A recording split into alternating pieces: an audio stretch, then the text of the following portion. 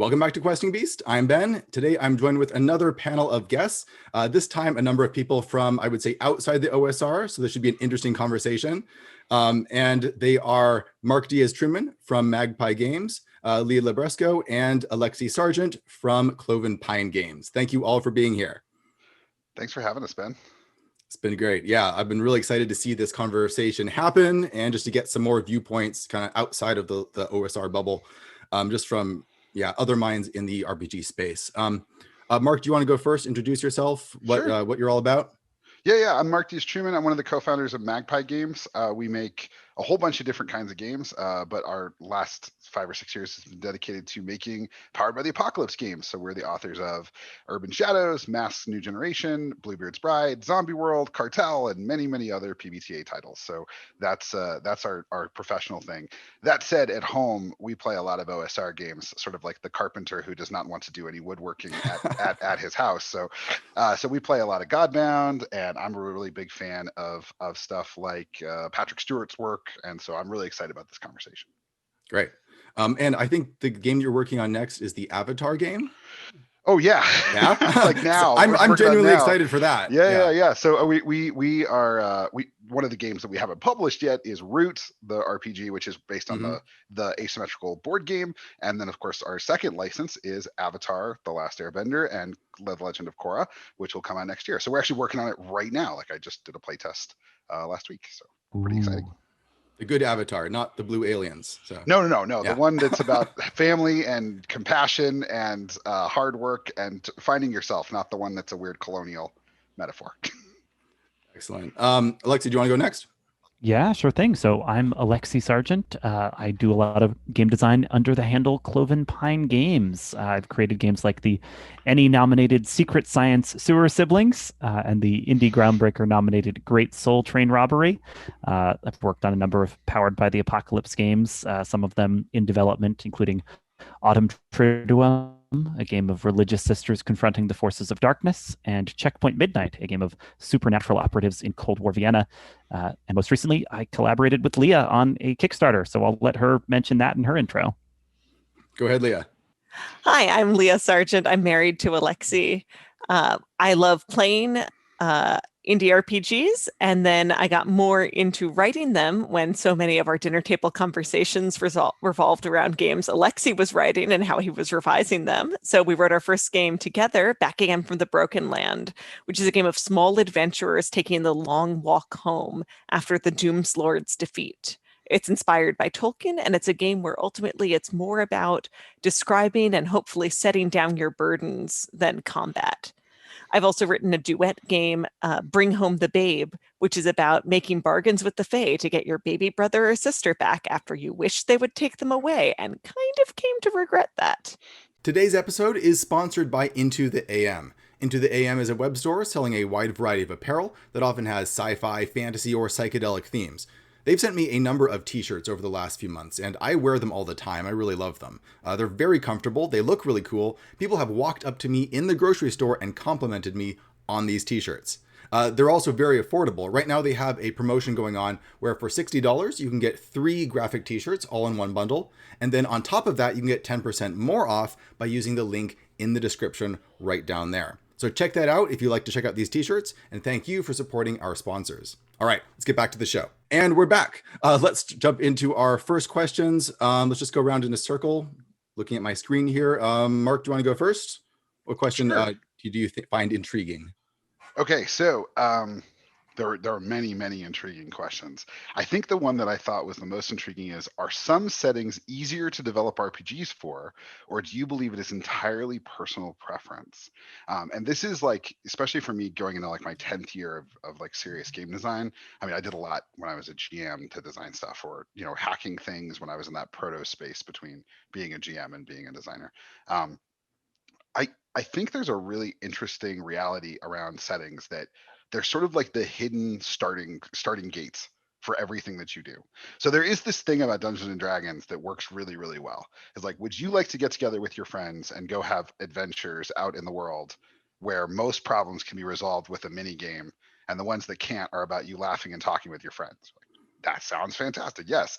Would you like to play a Mexican narco fiction game? You're like, stop, wait, hold on, what? Right? Like, so my attitude about this is, I think people often overlook that the thing they set up, the frame they set up to start, is like everything. It's like the whole deal is how things actually are set up and lined up to begin with. So I'm really interested in hearing what you all think about settings that have worked well for you and things that are different from stuff you've tried to make and stuff that hasn't gone well. But for me, I think it's like my big realization is that there are great ideas, which is like a weird thing to say, like 5-10 years into game design. Sort of the way that Shape of Water is a great idea as a movie. Like, what if this woman fell in love with this monster who is being held by the Americans while a Soviet tried to break out the monster? Is like, that's just a great idea. Like, we're starting from a great place. It also still has to be executed well. It just starts from a great place. So I'm interested to hear what you all think about what are some settings that have clicked with you and why. I think you can make a game in any setting. The big question though is, what type of game is it going to be, right? Like, the more indie the game, the weirder and wilder or more niche the setting can be. But the more the game wants to have, some of those kind of core expectations that come from D&D and are present in other role-playing games, then the more kind of specific things the setting probably wants. Like, if the expectation is the game is one played where the players are a party of characters, the party goes around doing things, the party has like relatively few ties to a particular place so they can adventure all over, then there's only a subset of possible kind of settings where that can work, right? I think for kind of very short games, of which I've designed a couple, it can be really helpful for kind of the setting and the objective to be like tightly built together. So the Great Soul Train Robbery, which I mentioned, is a game about desperados robbing the train to hell.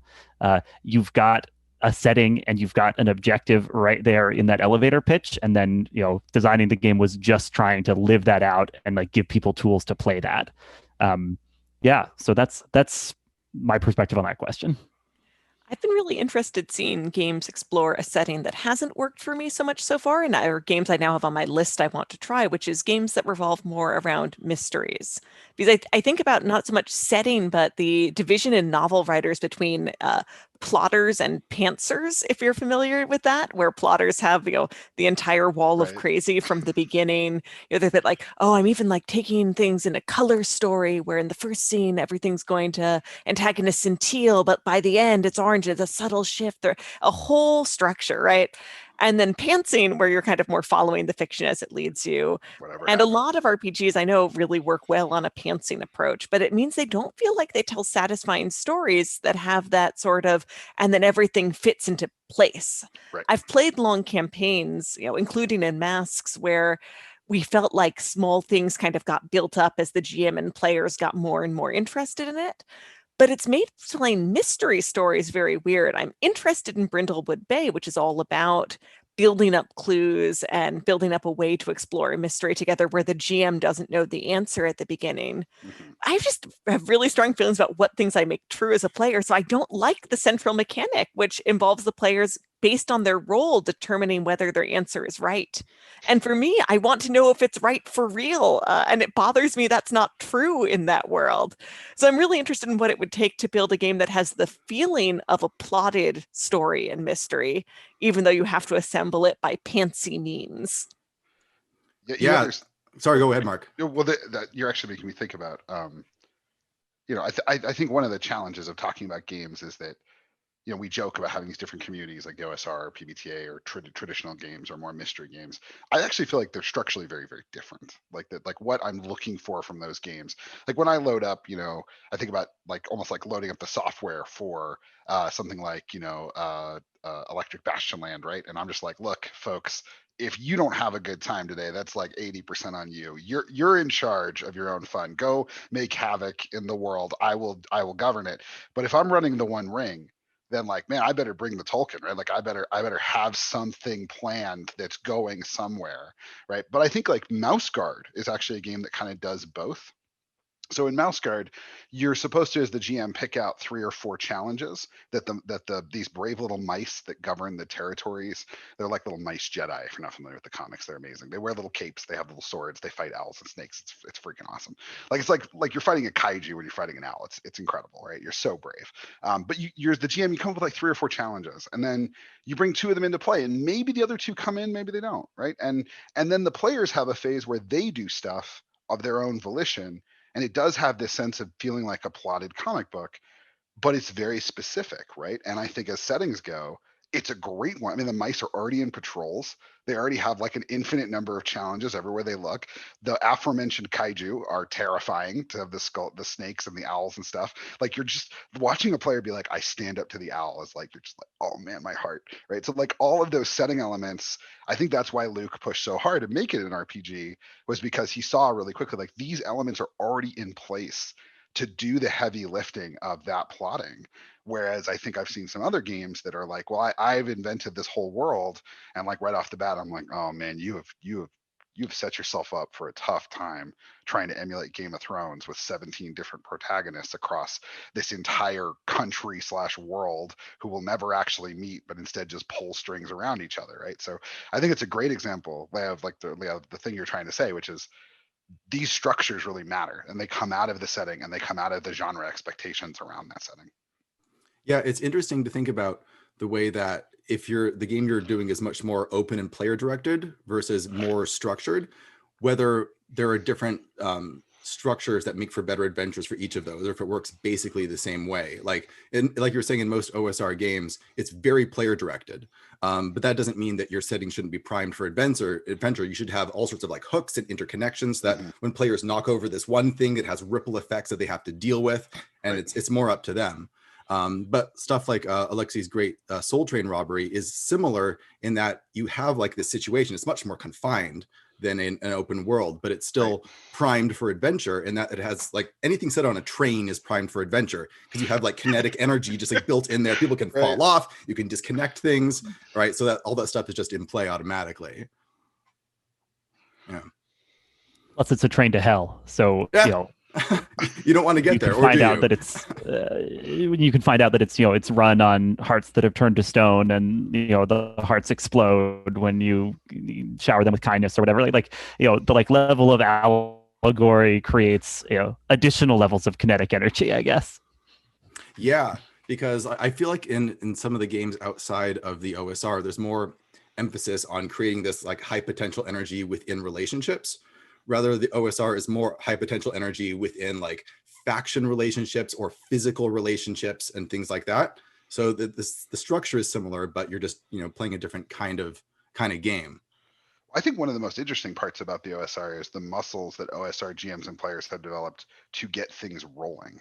Like I think that actually our community, the PBTA community, like we're really lazy. We're like, okay, so everybody make your characters. The designers have already built into this urban fantasy situation that we're all like lovers at war / torn apart by different things. We have 17 different hooks that are all already moving. And OSR players are used to being like, I have made my bard, and now I'm going to come to game and I'm going to play with these other players, and we're just going to get there. We're going to get to some starting opening situation. And I think one of the biggest questions, when I think about the Avatar RPG, for example, like, do people have a sense of what their characters are going to do, or are they just like, I want to make a cool waterbender, and I'm like, I am so into your cool waterbender, but like they have to have something to do, right? Like they have to for multiple sessions. And so we as designers think a lot about what does session 1 look like, because we know that those muscles that OSR players have, maybe not everybody actually has, to like get things up and get them rolling, right? This is something I just have blatantly stolen from masks when I'm doing design, is the idea of having a question that's on the top of your playbook that, is a question that isn't just like, will you successfully steal the fabulous baseball diamond, which maybe you might answer in a session. It's like, will you ever steal something big enough to fill the hole in your heart? And then without kind of defining all the other relationships, I feel like I have a big enough hook and a question for a campaign that whatever adventure is put in front of me, I have some way of filtering that adventure through this playbook question. Yeah, I mean, like if you go back to really early D&D, that the question kind of is already answered, which is you're exploring the giant mega dungeon. Like you're in a town, there's a 12 level mega dungeon outside of it. That's what you're doing. If you're not going in there, why are you here? So like the game master has created that ahead of time, and players have already bought into it. Yeah, but again, it's physical instead of like mental. But that takes work. I mean, I think there's a lot of people who don't give that credit, right? Like you are bought in, but you have to in your mind construct a set of motivations that are both bought in, but bought in with these people. And I think that's part of it is, right? Like if it was just, hey, there's treasure down there, go and get it. You're like, great, but like, why am I the rogue hanging out with this paladin? Oh, we're brothers. Okay, cool. Yeah, like no, that works. Like we'll make it work. And I think that like one of the things I really think is interesting about Kevin Crawford's work, even though it's OSR, is I think Kevin likes to write his questions into the game. Like if you're playing Godbound, you are like the Justice League, right? Like you are these individuals who are you're gods, right? You're gods. And you then are, everything you do impacts the world. And then there's ripples, like you said, Ben, like the ripples out from there. And it's really then easy as players to be like, well, we have to follow those ripples, I guess. Like, I mean, we're kind of responsible for this whole nation that was freed from slavery. We can't just walk away. We gotta get invested here, right? And I think that's kind of for me what's so exciting about OSR design and what we take a lot from in our PBTA work is to what degree do the mechanics of the game and the setting for the game create player engagement that is like not mechanical. It's not like, oh, on my sheet in Godbound I wrote down this thing and therefore I have to pursue it, but like totally arose out of the mechanics, like arose directly out of the things I did in the game that had mechanical effect. And I think that's kind of like one of those careful balancing acts is, yeah, we want to go into the dungeon, but like, why with these people? Why would I ever go back in once we leave? And I'm like, I've seen the horrors down there. Why would we ever go back? Like there have to be good reasons for me to continue to engage it. Yeah, I kind of can't resist making this connection because that way you kind of start a story, saying like, okay, but why does the paladin put up with any of these people? Like, why doesn't the paladin just kill these guys at some point? It reminds me of a very different kind of frame question put forward by Judy Bloom at the beginning of Mitch and Amy, where she's just describing, that the two kids play pretend. They're not playing RPGs, but they're playing like structured pretend games. And the first question is always, why are the parents dead? Because without that, they can't tell stories about themselves as kids having adventures. So it has to start with why are the parents dead? And then everything flows out of that. That's great. I'd never heard of that before. Mark, you were mentioning you enjoy Patrick Stewart's work in the OSR world. His kind of Goose Gold and Goblins project seems to start with why is there no kind of active involved parent, because the PCs are a family of children, possibly elderly relatives, but like all like people who are not just kind of active adults in society. They're the people who can go off and get into scrapes and deal with geese and goblins in this kind of soft pastoral D&D-esque world. Absolutely. All right, let's go on to our second question. Alexi, do you want to take it away? Yeah, I like this one from Quest Friend. How do you feel about replacing traditional hit points with a different mechanic? Do you have a favorite alternative to HP? So let me give credit to Magpie. I think conditions in Masks are brilliant. So Masks is a game of young superheroes finding their place in the world, and it chooses to entirely eschew having a like mechanical track of physical harm, right? Like because some characters are have super strength and super toughness, and like they can take a whole bunch of damage and it won't matter to them. And some characters are Hawkeye, running around with no superpowers whatsoever, and one good hit from Thanos and they'd be dust. But the game decides it's not actually about how many physical hits you can take, but about your emotions as a teenage superhero, your kind of understanding of your place in the world. And so the like primary mechanically relevant harm track is your conditions, which are angry, afraid, hopeless, insecure, and guilty. And you kind of both emotional and physical moments can cause you to mark conditions. There's ways of acting out that cause you to clear conditions, and you can also have those moments of real like team bonding where a teammate like encourages you and gives you comfort and support, and that's what allows you to clear that condition. And therefore conditions are just fuel for storytelling. Like in every session of Masks, as GM, I hand out a bunch of conditions and know the players will be able to use them to tell cool stories, because they'll either be acting out to clear them or comforting each other to clear them, or like rolling with stats that are not their best to try and roll around the conditions. But like whatever way the conditions fall, they tend to create cool moments. So that's a big favorite of mine. To give an honorable mention to a game I haven't played yet, but I'm running next month. This is Iron Edda, World of Metal and Bone. It's kind of a drift of dungeon world for this setting that's like a heavy metal Viking fantasy feeling thing. But the like innovation in it that I'm really intrigued by is instead of a hit points or a harm track or something, there's wound statements. Where when you get wounded, you strike off one of these statements on your list. They're unique to your character. So like the Berserker has wound statements like, my leg, I will drag myself over my foes. Or pain reminds me I'm alive. Or just rarg, right? And this is great, right? Because this means every hit you take has like a really specific kind of, fiction that you can play into when you choose that. And the way like magic armor works in this is the like magic class gives people extra wound statements like, missed me by that much, right? And that works as a kind of a like, you can cross that off instead of one of these more like, visceral wound statements to represent the way you kind of magically got lucky in that moment. So I'm intrigued by that as another HP alternative. Yeah, that's very cool. I mean, the talk about setting, right? So much of this is influenced by that. The way that hit points work for superheroes is not attrition, right? Like we know that. Like Spider-Man gets thrown into a bus, and we're not like, oh no, Peter Parker, you have lost 6 hit points. What will you do? We know that instead he's going to get up and dust himself off and be like, oh, I should have seen it coming. I'm so insecure. Why am I such a failure? And Brendan, the designer of masks, I'm just a dev editor, right? So I didn't come up with any of that. He really, I think, grabbed onto the idea that it's the cycle, right? And so it really drives home, I think, to me that all of these are pacing mechanisms.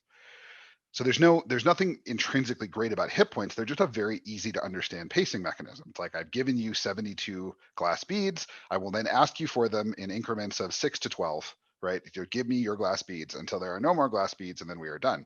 I'm really interested because I have a cruel, cold heart in mechanisms that are considerably less fair.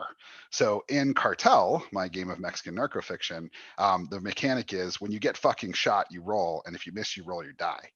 That's it. There's no hit points because in drug fiction, there's no, oh, I got shot, but it's okay, unless it's totally fine. It's not like there's 6 hit point increments down till you're dead. It's no, you did not get shot, and then the one day you did, and that was it. Sorry, Stringer, you're that's the end of your career, right? That's it. And so that's what we use in Zombie World. Is there's a harm track that is basically, are you suffering serious harm? And I was playing Darkest Dungeon this week, and it occurred to me that is actually how Darkest Dungeon works. In Darkest Dungeon, it's a video game where you go explore dungeons. You take hit point damage, which is a pacing mechanism, and then you hit this point at which you are vulnerable to being killed when you have no more hit points. And if anything hits you in that spot, that might be it. Like that's the end of it, right? And that creates a certain kind of tension in the rest of the game that circles back to the genre conventions. So in the OSR game that I'm working on, which is called Orkala, it's about this city of elves in this giant forest, in which it's a post-colonial OSR game is what I call it. So in that game, I've looked at some elements of like trying to do risk dice that you roll when you get hit and they degrade or things like that. I think there's so many interesting, cool ideas, but I think the reason hit points are so enduring is they're so straightforward. Like, here's this number. When it gets to 0, you might die is like such a beautiful, wonderful way of handling it. So I got to say, like, again, after 10 years, my circle back to the beginning of like, man, hit points are great. It's a really good mechanism. But I think it's really about reflecting on that setting of what do I want this city full of elves to be like? What do I want the forest to be like? What do I want the experience of the players to be like? And if your players are looking at the hit points and saying, oh, this is so boring. Like I count down this number and you count down those numbers. Then I think that's the time as a GM and as a designer for you to try to find something that's more in tune with your setting, with what you're building and what your story is. And that's where everything comes from for us. That's our root is what is this mechanic doing to reinforce Mexican drug fiction? Well, this mechanic does it. Yeah, I mean, my experience has been that like hit points are great because of their simplicity, but usually only when you have a small number of them. Right? Because if you know that you're going to die in between 1 and 3 hits, then that's scary because you don't know how far you are to the end of that track. But if you have 300 hit points, then it's meaningless. Or the increments are so small, who cares? You don't think about it anymore. So yeah, I like lower hit points. One thing, there was one mechanic from Mouse Ritter, which is sort of an OSR version of Mouse Guard in a sense. What I like about that is that it uses the slot-based encumbrance, which I used for my game Knave. And what it does is that you can take conditions kind of like in Mouse Guard, but you take the conditions and you put them into your item slots. Oh, that's brilliant. They physically take up your inventory. So that's great. Because the whole game relies on how much you can carry and your equipment. When you're like really angry and upset, you just can't carry as much. Then you suddenly start caring about how your mice are feeling, because it's directly impacting like the amount of loot that you can carry. I thought that was great. It's something that I'm probably going to use if I do another version of Knave.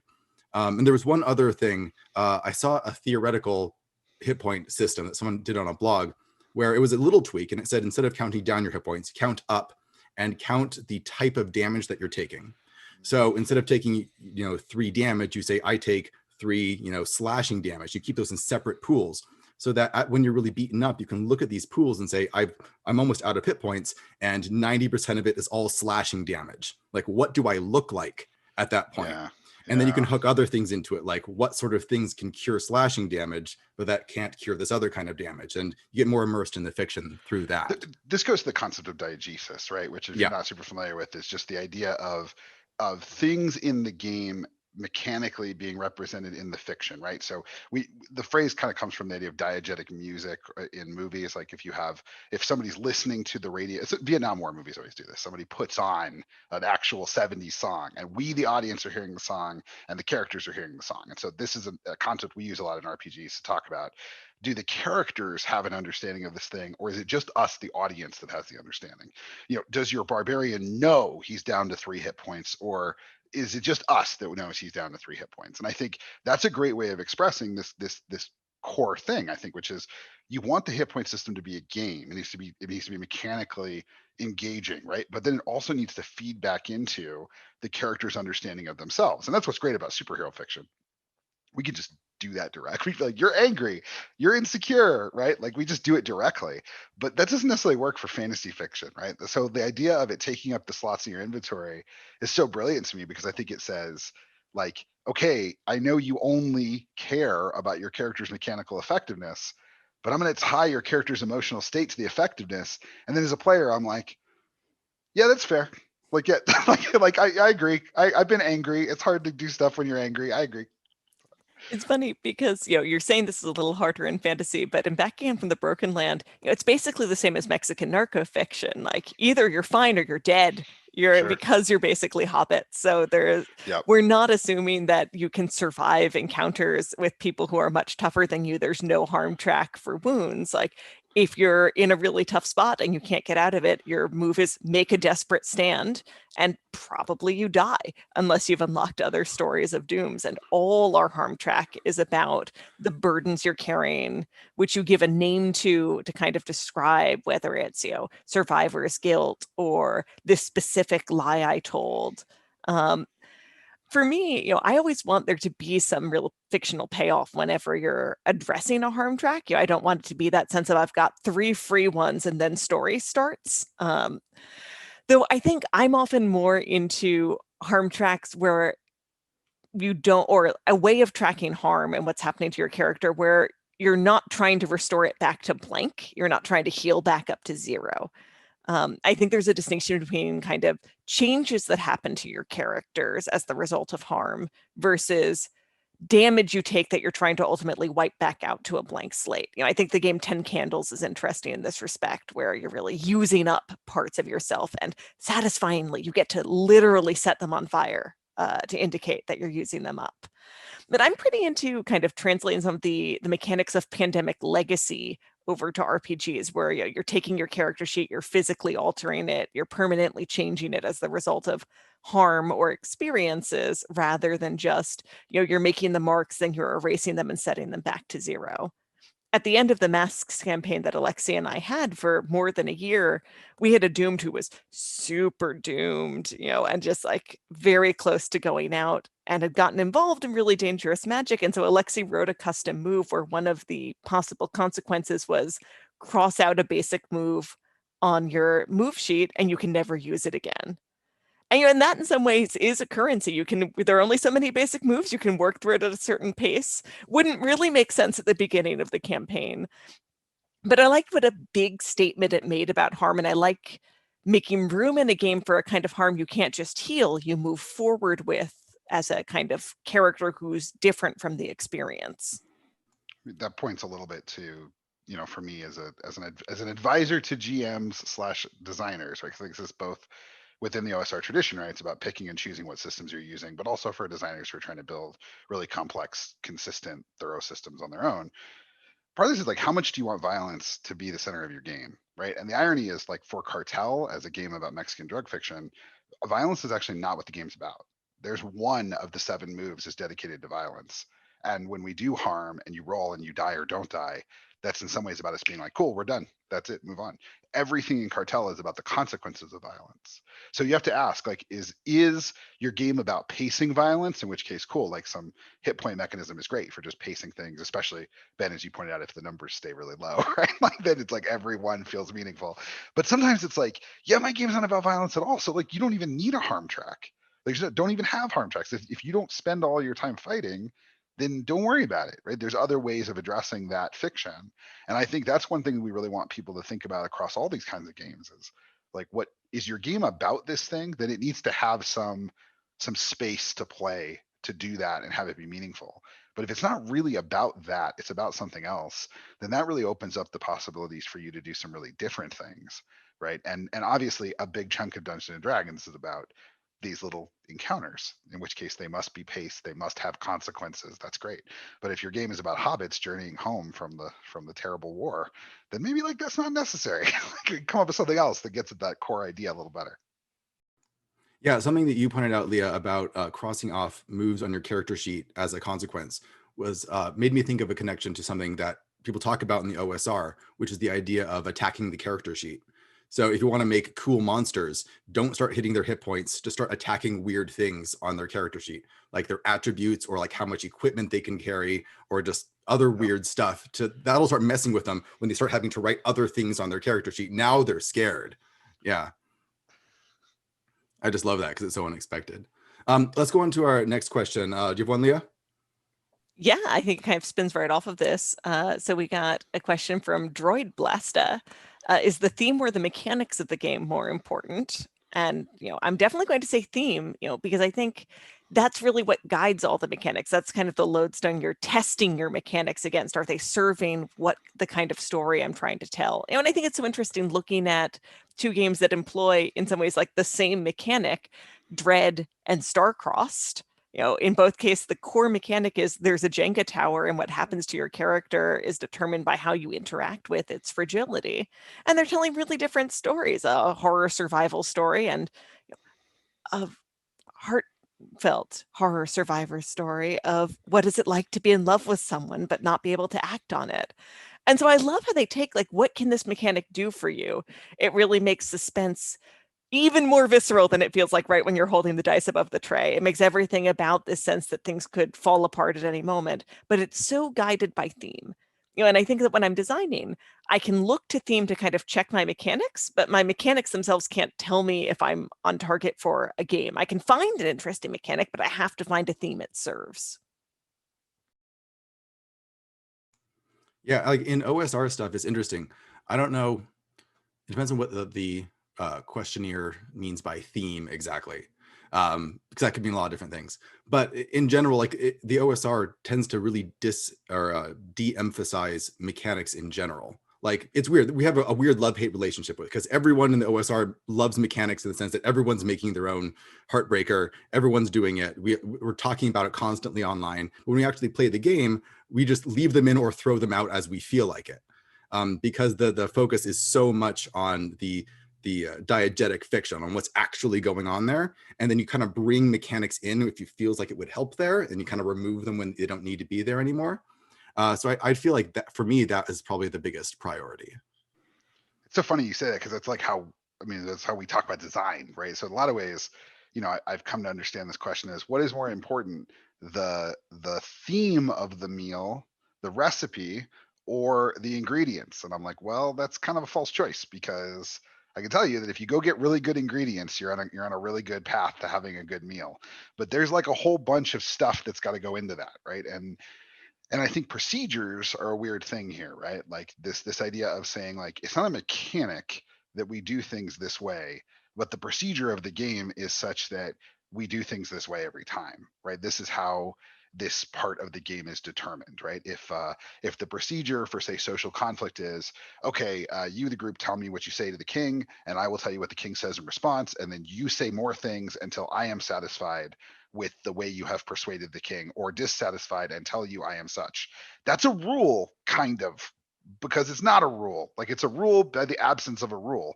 So you have this weird situation where there's really like another component here, which is, what is the way that the fiction is constructed and agreed upon by the people that are engaged with the game, right?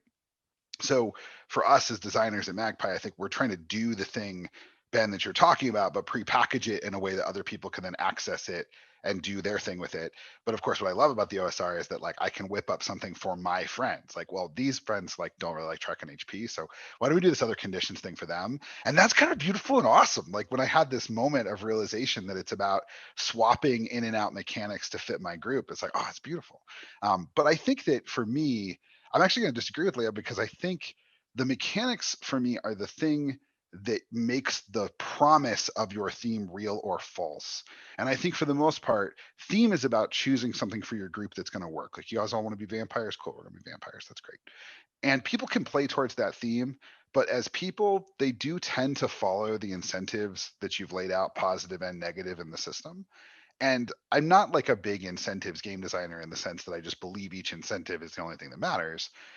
But I think that if you set up a situation where, like, you just talk at me until I say yes, then I can tell you what play is going to look like. You're going to talk at me until I say yes, and that's how it's going to work. And so I think that part of what you said, Ben, that really resonates with me is, I would like to have all the mechanics in this game that serve the kind of fiction I want, and none of the mechanics that get in the way of the fiction I want. And I just received my copy of Esoteric Enterprises. I was right. Okay, cool. I just got it, right? Just got it in the door. And I'm always really impressed with Emmy's ability to do, like, the least amount that's necessary to move forward really interesting fiction. So if you look at the Stygian library, it's like, this shouldn't work. It's like, it's just a library with some, like, rules for how to go to the next room. But I've run sessions of it that are surprisingly moving, because the mechanics are delivering on that theme in such a way that play that comes out of it is really satisfying and dynamic and exciting. And so I think it's a false choice, but if you make me choose, I think I got to go with mechanics. My perspective is, a mechanic can contain, the promise of a theme within it, though it can also contain, like, multiple non-compatible promises. The Great Soul Train Robbery is based on the exact same mechanic as Honey Heist, but in Honey Heist, you are criminal bears stealing honey, and in the Great Soul Train Robbery, you are desperados robbing the train to hell, and your two stats are lover and sinner. So, like, the, like, seesawing of your character's identity is the through line, but in Honey Heist, it's purely comedic, and in the Great Soul Train Robbery, it can become about, like, are these people irredeemable or not? I'm going to come out swinging one more time for theme, Mark. And I think it's partly, I'm just going to say, it's my latent Platonism leading me to think this. Because there's an extent to which, like, especially in a PBTA game where I feel like I know the shape of all the moves in the game, that when I feel like I'm putting more mechanics on the table, it's more like, okay, we've wandered into this part of the fiction. We all know what kind of story is happening. We know what might be on the table. We don't know what the move's called or what's triggering it, but we have a general sense. And so it feels like the theme is helping us, like, find the mechanic out there. It exists, but it's the theme that we're navigating by. And my hope is that, like, as we come out of the pandemic, as things are safer, like, I want to go to Morristown and go to a game convention, get a bunch of, like, folks in a room and babysitting for our baby, and, like, just stay up very late at night, possibly with some drinks, and just play a game where, like, we all know this is a PBTA game. We agree on the core mechanic and we agree on the genre, and we're going to write all the moves as we roll. We're like, wow, I think you're rolling. Like, let's at least define what the trigger was for this roll. Cool. All right, next time someone rolls it, now that as a trigger, we have to define at least one of the move outcomes. And I think that would be a huge fun mess, right? But, like, it'd be kind of navigating by theme to discover mechanics. This is a conversation, this conversation we've had a while ago in the indie community, sort of before the rise of PBTA. A lot of conversation around, is genre a rule, right? So, like, if you're playing Fiasco and you're saying, like, well, I want my character to be really, really competent and a good person and thoughtful. Like, have you broken one of the rules of Fiasco, which is supposed to be a Coen Brothers movie in which even the most like well-mannered, good person, quote unquote, is kind of still a screw up who's going to get in over their head. And I think that the reason I push for mechanics is not because I disagree with any of that. I think that's absolutely the goal, is to find some space in which you are all in agreement on the kind of game that you're playing, right? Doesn't matter if we're playing, a Cthulhu mystery or a dungeon crawl or a, superhero game. We need to be on the same page. And I think it's Marissa, my co-founder and partner, often says that's the problem with sci-fi games, is it's really, really hard with science fiction to get on the same page with other people at the table. Like, do you mean Blade Runner or like Terminator or like Star Wars? Which of those three is right for you, right? Which is right for us at this table? But I think that the challenge of theme is that it is messy and difficult. And I think one of the questions that I have for a lot of designers is, to what degree are your mechanics, as Alexi says, you're the theme that's building the mechanics, facilitating that conversation? Like, does this discussion we've had about hit points, like if I tell you, hey, this is how violence works in Cartel, if you get shot, you just die. Is that theme or mechanics? Like, yeah, it's technically a mechanic, but I'll tell you, there's a lot of theme built into this idea that if a gun hits the table in Cartel, every PC is like, whoa, whoa, whoa, hold on. Let's talk this out. You don't need to have a gun out, man. Like, put it away, right? Because we all know, yeah, the theme is that this is the kind of story where your character might just die, but the mechanics fulfill that promise. And so I guess I think it's totally a false choice, because they were coming at it from two different sides of where does the conversation start about agreement? And that's ultimately what I think this question is about, is where does agreement arise? And I think, Leah, you're saying it comes from the genre and the theme, and I'm saying it comes from mechanics, and we're going to agree somewhere in that middle part of the place that those two things come together and are satisfying. And I think we know this by the moments that aren't satisfying, is when you're like, well, by genre in this Star Wars campaign we're running, I should be able to stand up to the evil Sith and find some inner strength, but there's no mechanics for that. So I guess I don't. I guess I just lose here. And that moment of dissatisfaction, I think, shows that it's really about the bringing together, the intersection of those two elements that really make role playing fulfilling. And of course, what makes dungeon crawling so fulfilling is the theme is your characters are foolish people who go into the dark in the hopes of making money. And the promise of that is very low. You may not succeed, you may succeed, but as long as the mechanics make some tense choices possible, then you're going to find some satisfaction there. What's fascinating here is how much this reminds me of the conversations that are happening in the whole free Kriegspiel movement, which is like this subculture of the OSR, which is all about stripping things down to this absolute bare bones. It's very DM heavy, but the idea of focusing on genre and on the setting, and having that buy-in where you know how this setting works. Like, one of the hacks of FKR that someone wrote was just one for Star Wars. And it's like, if you've watched enough Star Wars, and most people have, they know how Star Wars works.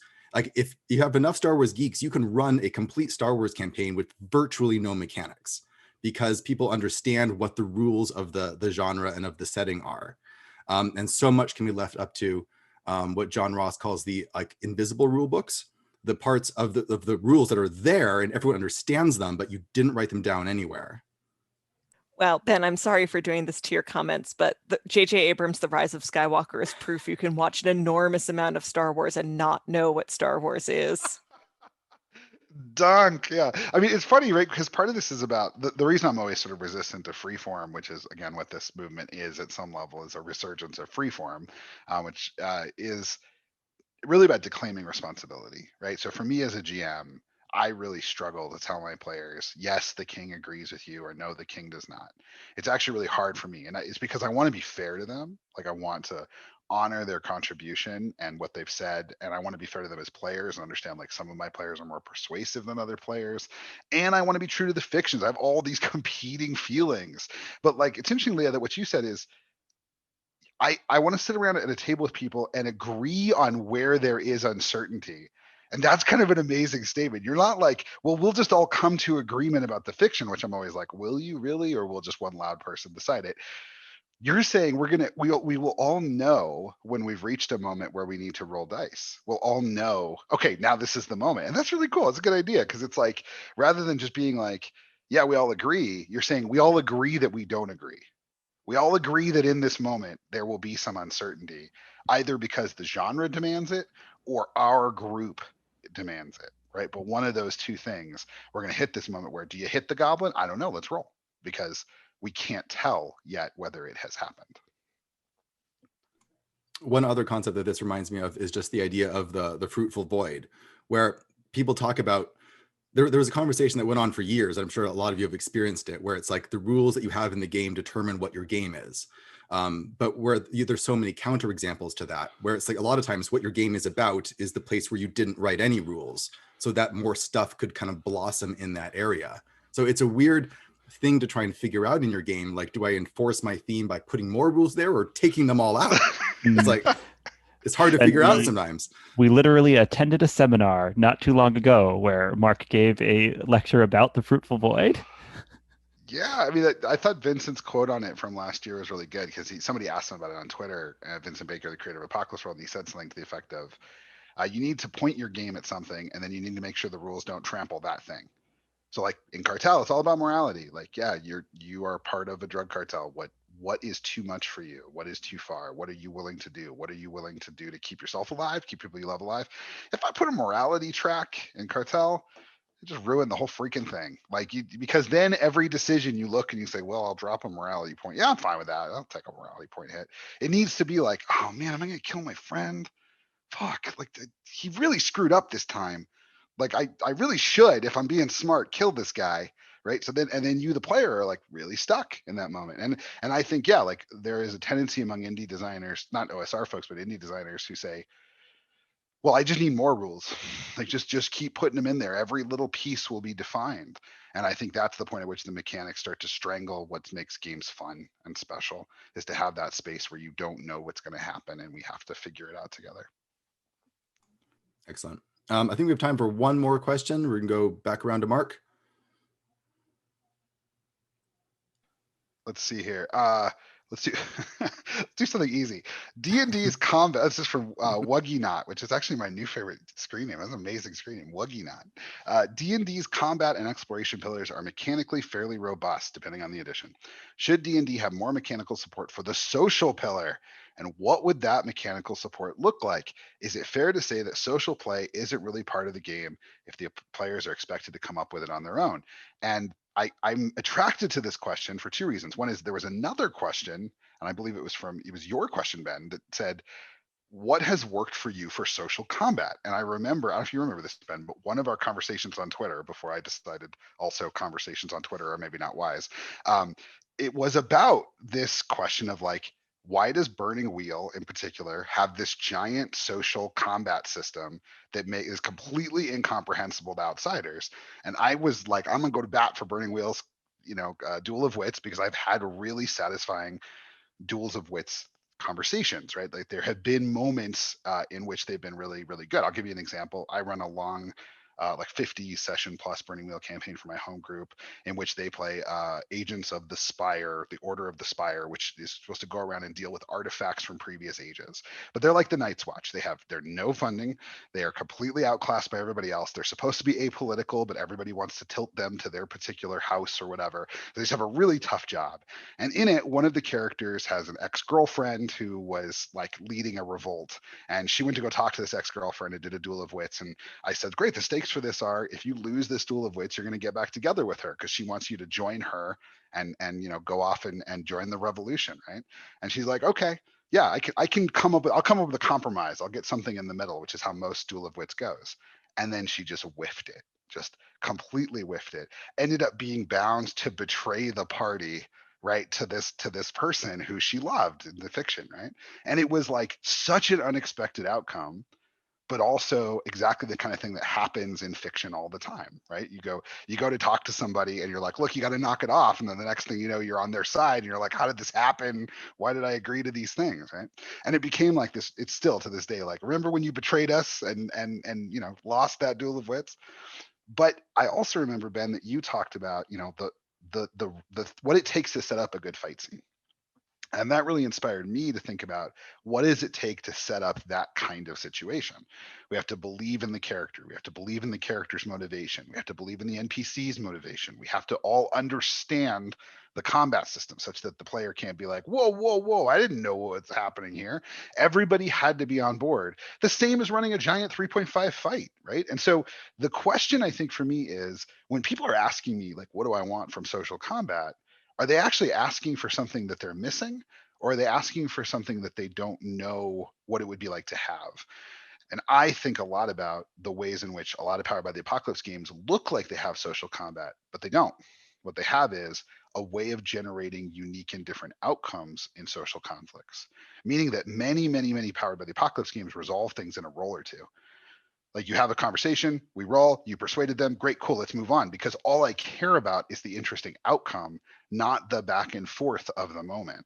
And so I think this is a space that's like really, really open right now. There's not a lot of really good solutions to what it looks like to manage social engagement, because as we said earlier, we don't want it to just be, well, Mark's good at talking, so he will win, right? It needs to be the players' characters having some impact, but also the players having an impact, but also the mechanics having some impact. So I'm curious for you all, what are social conflict systems that have worked that aren't, and I think this is important, aren't operating in a mystery space where you're looking for clues, or aren't, like a Powered by the Apocalypse thing where you just are looking for a different outcome, but like literally, what are we doing when you meet some bandits on the road and you're trying to convince them not to attack you? How do we make that as meaningful as when they do attack you? And now we have spells and combat and HP and all that stuff. How do we make that as meaningful for players who are not going to be invested in, I don't know, fate, right? And like, we'll put aspects on them and compel them or some bullshit like that, but like actually want real tactical or strategic decisions at the table. I think it's interesting. I like the story you told about that duel of wits, and I feel like a lot of social combat is in some sense about gambling and bluffing, right? Like the mechanics I'm most interested in there are more poker mechanics. I had a fun kind of more card and chip based dispute more than social conflict game I got to try out at Gen Con a few years ago called Planet Crashers, and it's a complicated game where you're playing both a kind of schmaltzy sci-fi show and the actors on it, so you're kind of resolving the plot of the show both at the level of the show and at the, well, my character wants a bigger role in this scene and I'm anteing up 2 chips and I'm putting down this card which is probably bigger than your card, right? And you're kind of bringing all these different things to bear, and it's low stakes, right? But it has that sense of when you're in social conflict, you're bringing something of yourself to the conflict. You're advancing things whose value you know best. You kind of don't know until you're already in the midst of the fight what everyone else has brought to the table. And I like that really gives people, again, a way that it's not just out talking other people at the table in your actual real life creativity. Because, my introduction to social conflict, I came up initially in D&D. My AP Comp Sci class, had finished the AP exam, so we had nothing to do but play D&D. And I became the GM because I was the best at describing what skeletons look like when you chop them up, right? Like, and the ichor flying, and that was what made you DM, we thought. But later I wasn't as into the mechanics, and I wound up just playing kind of featured NPC in my friend's campaign because I wasn't as into my friend who had the huge spreadsheet of all her spells and how they interacted. And so I just get a briefing on this is what this character wants in this scene. Like, you do the dialogue, the DM will do the conflict. And there were times I out-talked the PCs and it wasn't really fair to them. When I was the boss villain, I just had a hostage and I said I was going to count down from 3 and they could hand over the spell book or they were going to die. And then I counted down in real time and they handed over the spell book. And the DM was unprepared because he's like, oh, okay, try and threaten them, see if you can get it. I'm like, cool, sure, I will. I'm just going to kill this hostage. And the players didn't come up with something in time. And I don't think that worked as a social conflict system. It really worked in the moment, and it really defined who that NPC was for the campaign. But it's totally unfair to someone who's just not as fast on their feet. Right. I think an answer here that's interesting is Vince Baker's Dogs in the Vineyard, because that doesn't treat social conflict as separate from other conflict, right? Like, every conflict can potentially be in 4 arenas where there's, talking and physical posturing and actually coming to blows and pulling out guns. And so anytime a conflict begins, you might think, oh, we're just going to be talking. But then when the person on the losing side rolls, snake eyes, they pull out their gun because they're losing the conversation.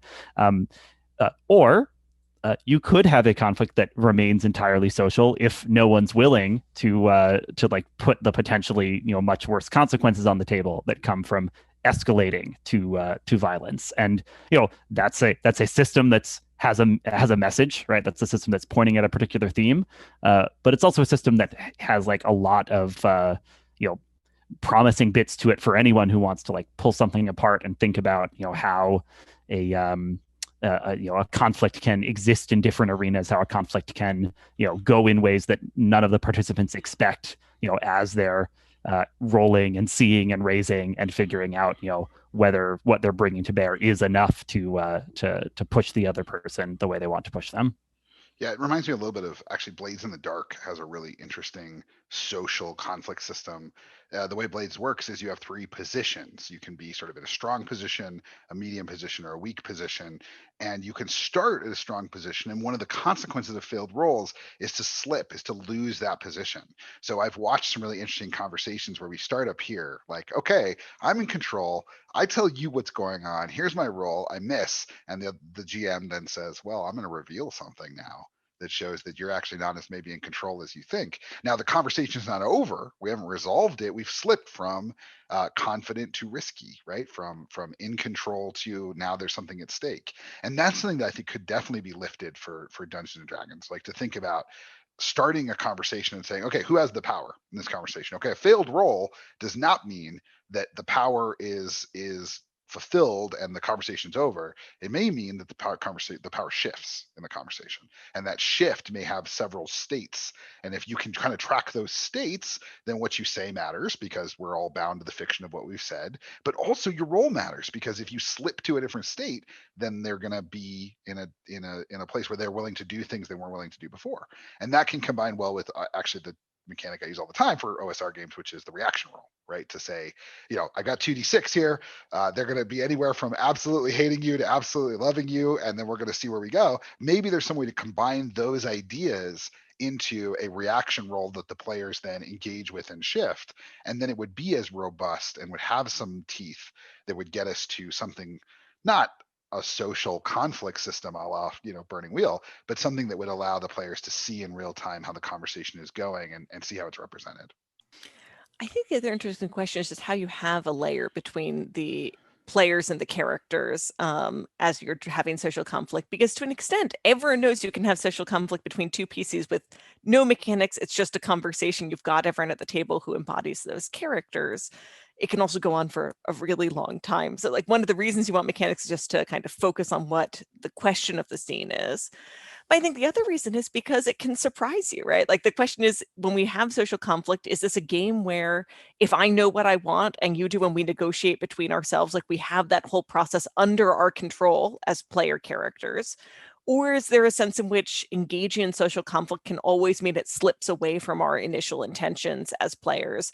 And again, I think Mask is really exciting in this because comforting and supporting is a social conflict role. Because you can come forward to try and help one of your teammates, but because you're teenagers, you're not always good at it. And so you can start comforting someone. And when at our table, we usually start the process, right? So you give your opening bid or opening comment. Salvo, yeah. You're not a monster, right? Or yeah. whatever. You're not a monster. Roll snake eyes. Like, you're not really any different than other person who I, as player, knows that this PC considers to be a monster, right? And I love that in social conflict. I like that it doesn't stay tightly in my hand. And that's what I really like the mechanics doing, as much as telling me how it resolves. Making sure that just like in real life, you can start with pretty clear intentions, and so can the other person. It can still go more wrong or more right than feels like it should if you just knew the starting conditions. Yeah, that's cool. Yeah, like the whole idea of social combat I've discovered is like this weird dividing line that people have, because people have such strong feelings about it. I've tried like a couple different social conflict systems. I've tried Burning Wheel. There's one in like The Witcher that I tried, and I've just hated them. I've hated them so much. I'm like, why do I hate this so much? And a lot of it, I think, just for me was that what I'm trying to get out of the game that I'm playing is like the tactical infinity of like, you can do anything. And what these games did is they would take that infinite possibility and be like, no, there's 3 things you can do. And I'd be like, nah, I want to do this other thing. No, you can't. You can do this thing. And that just drove me absolutely bonkers. But I really like the idea that Mark said, where you could have a kind of like an exterior structure where you could have like a way of understanding how things are going, which I think is an interesting idea. And I was going to bring up the reaction roll as well, where I think there's space here to create something a little bit more complex than the reaction roll, where you can randomize some stuff and come up with an interesting emergent situation that you then have to deal with. That would be really interesting, because OSR players love randomizing their situation. They just hate it when the game takes away their ability to decide what's going to happen with their character.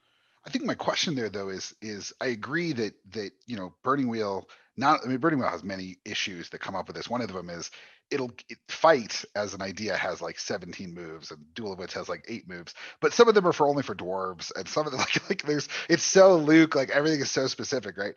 But like if you look at something like Cartel, there are 4 moves in Cartel that are basically social moves, and they cover the vast majority of things you'd want to do within a social space. But the goal there is to balance the thing you're talking about, like I can do anything versus I have only these 3 moves, into some broad categories, because I worry that if really I say you can do anything, what I really mean is you can roll a d20 and say anything you want.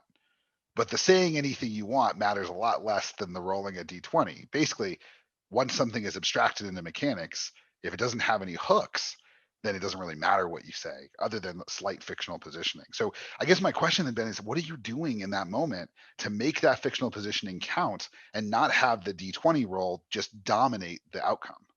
Oh, I don't roll at all usually in social Okay, conflicts. so just no rolling. It's just free form. Typically not. I mean, like in some games where that's encouraged more, you can do stuff where it's like you get to talk back and forth, and the game master can make a judgment. Okay, you get like advantage on the roll because that was a great case. So your role playing is affecting it. You can do that.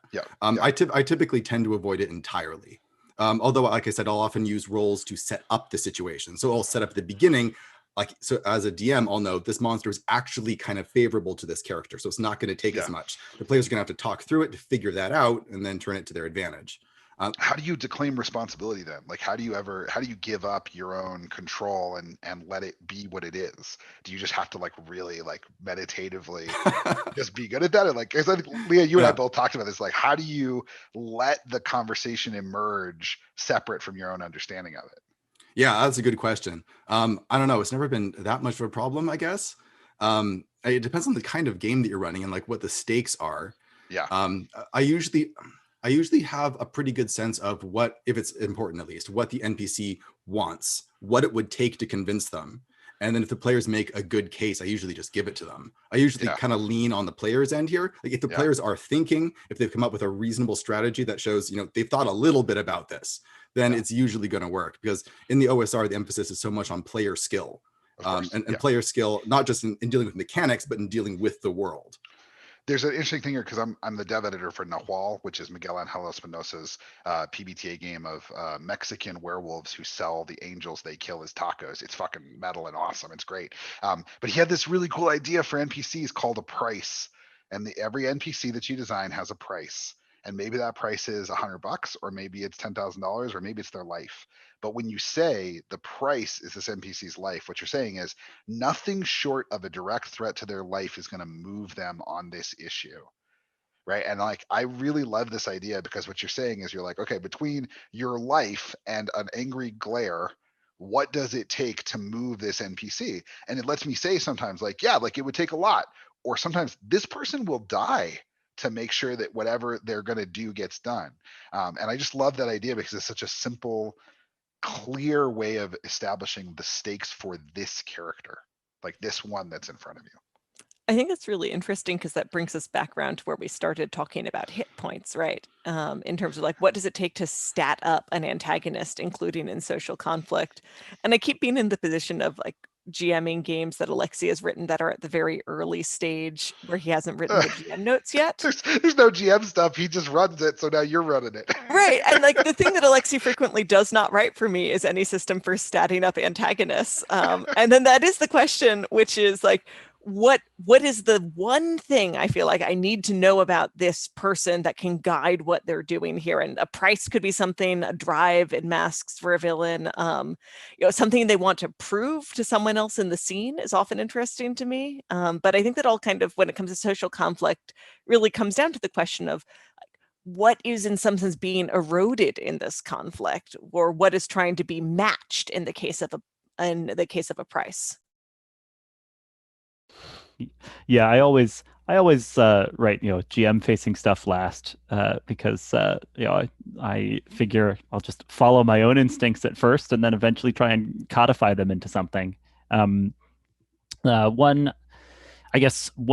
take on this is within the kind of PBTA space, you'll often get multiple moves doing a similar thing. I always like breaking out rather than having a generic persuade move, having a couple options that sort of speak to the different approaches a character could take within this genre and setting, right? So Checkpoint Midnight is a game of supernatural espionage, and there's one persuade like move that's appeal to someone's ideals, and then there's another approach which is exert your leverage.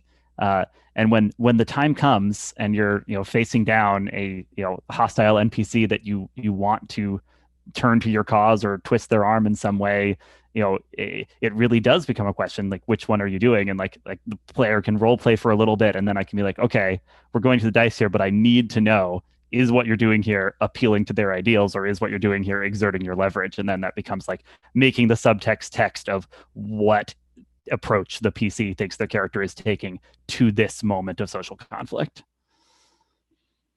I wonder how much of this is really about failure, because if I would imagine, Ben, that for a lot of your players, they see a fight as a failure often, right? If you can avoid fighting the giant ogre and get around him as an obstacle, then that's a success, and the fight is a failure condition. And the interesting thing is that social conflict doesn't have that kind of failure state, right? Like the failure state of a social conflict is a fight. Like that's the point, right? Like you're trying to do this other thing so you don't have to fight these bandits on the road, right? So there's an interesting thing here where like the desire to port over some sort of concrete system with hit points or whatever is strong, because it works for the fight, it should work for this. But I think that it goes back to the thing we were saying at the beginning, like Leah said, like at the end of the day, we want the rules to be out of the way. So the question I would always have for players who are here is there something wrong with the way you're doing it? Is there something missing? Are you missing something? And I wonder if that's really the place you got to start with your players, is like, okay, what do you all wish our social conflicts were like? I'm a big fan of Tarantino movies, especially early Tarantino movies, and the thing that I love the most about them is the way that power shifts within those conversations. It starts here, and we think we know who has the power, and then the power shifts on a dime, and we're now in this other place where this other person has the power. And that is a really exciting moment for players if you can capture it. But it's also super specific. Like it's not really like you and the ogre are talking and now the ogre has the power, right? Like it's very different when you're dealing with very high context situations where there's a culture and a moment that's around it. So I really do think this comes down to asking a lot of questions for players. But I have some interesting ideas coming out of this conversation about this space, because it's one that I spend a lot of time in, and I think there are not easy answers to these questions. Yeah, and because like when you abstract it, you run into like you end up removing some of the fun of it. Like if you have an actual combat and you have like a fun combat going on, and like what you said happens in the physical combat, the power shifts on a dime because someone did something. Oh, that was cool. They turned everything on her head. But if you have social combat and the change of power is done by a dice roll, it's like that you'd remove the fun part. The fun part was watching it actually happen. Right. Yeah. Right. Yeah. The level of abstraction is always a challenge here. And I think, when we talk about what mechanics do, in my head, the kind of three big rules are: number one, they should declaim some responsibility, meaning that they have some way of taking some of the decision out of our hands and letting the system have it. They should resolve uncertainty, like as Leah was saying, they should move us along in the story. And then three, they should reinforce the theme and the setting and give us some sense of why this is true for this world. It's the literal rules of the metaphysical world that we're dealing with. If you hit a goblin with a sword and it doesn't kill them, then it means you can get hit with a sword and not die. Like that's actually weird, right? That the world of D&D is weird. You can get hit with an axe and not die tells us something about the world, right? So those three kind of core ideas mean if we're going into a social space, then how am I declaiming responsibility over talking? Like there's a lot there that I think is rich and worth pulling at and interrogating, but very rarely has answers like, oh, you just use this system from this thing and you're done. Well, this is selling me a bit more on just like poker is social conflict, right? Because Sure. that feeling of power shifting is the feeling of, and now all these chips are mine, right? And our next encounter is going to be shaped by the fact that I've got all these chips. Well, it's I actually think, worse than that. So I play semi like amateur poker. I go to the World Series every year if I can. And there's actually a thing, especially with Texas Hold'em, where a card can come out and affect the cards you're holding in a way that's even more true to this thing you're saying. Like, oh, an ace came out. Well, god damn. Now my king is worth a lot less than it was before that card came out. and I also just think, when we're analogizing social and physical conflict, in our real lives, social conflict can be the failure state and can be a really serious one without it ever feeling like and it's going to escalate to guns or swords or fireballs. And I think the real challenge is like, how do you have that real sense of danger in a social conflict? I like, again, that question of like, how will your character change as a result of this? Like more than in a physical conflict, it feels like in a social conflict, someone can really get their hooks in you and rewrite part of your character sheet or who you are, because that's what happens in real life. Because in both RPGs and real life, we're all golems walking around with words in our head. And like the very dangerous thing is not that our limbs will be chipped, but that someone will reach in and rewrite who we think we are. And that's what social conflict is at its heart. And that's what actually the Duel of Wits works for Burning Wheel, because it's a very novelistic game about the beliefs your character has, and the GM's supposed to be challenging there's a lot going on there. And if you pick up that system and drop it in something else, it's like you're taking a piece of an aircraft and putting it on a kid's cardboard box that they use to tell stories, right? It's like the cardboard box was doing fine. It was fine. It does not need this advanced thing that's for one very particular situation. And yeah, I think that a lot of this, like you're saying, Leah, is about to what degree do we believe that characters are actually going to be changed by these interactions? I think in a lot of OSR games, characters don't have stated beliefs, not because they don't have beliefs, but because we want those beliefs to evolve at a very quick pace, right? Like we want you to have a belief about the situation and then have that belief change when you decide to change it, not when you go through a mechanical process of changing it. And so I think that social conflict has to be within that space of how are characters actually altered by the experience in a way that is in keeping with what the rest of the game says about their experiences and beliefs and interactions with each other. Well, fantastic. I think that's a great place to wrap it up. We're a little bit over time, but this was really, really fun. And I'm really glad that we got to have this conversation. So thank you all for joining me. Yeah, thanks, man. It's great to be here. Wonderful to be here. I had a blast. Excellent. And I will put links down there in the doobly-doo for where you can find all these people's stuff, whether that's on Twitter or their games and so on. And thanks for watching, everybody. See you guys next time.